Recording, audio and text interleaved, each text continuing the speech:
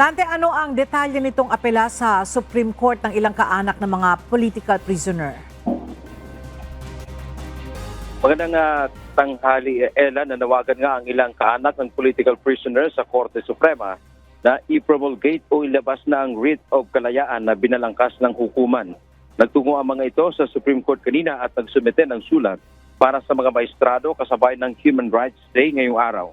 Pangunahing layon nila, Ella, ay palayain ang kanilang mga mahal sa buhay na nabilanggo dahil umano sa gawa-gawang krimen tulad noong panahon ni dating Pangulong Rodrigo Duterte.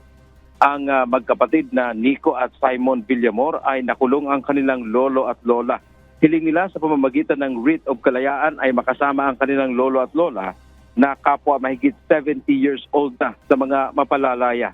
Nakulong ang mga ito noong 2018 matapos na taniman umano ang ebidensya ng mga otoridad.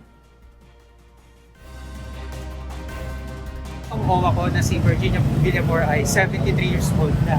Noong high school pa lamang po ako, siya ay nakulong na po at naghihintay kami hanggang makalaya siya from the previous administration to the current. Paliwanag ina Nico at Simon, bukod sa matanda na ay sakitin na rin ang kanilang lolo at lola, kaya nararapat lamang na sila ay mapalaya na. Ayon naman sa grupong kapatid, dapat iprioridad na mapalaya ang mga sakitin at matatanda na bilanggo dahil hirap na sila dahil sa mga kulungan, lalo na sa kasalukuyang sitwasyon ngayon na congested o siksikan. Yaman nating update mula dito sa Maynila. Balik sa iyo, Ella.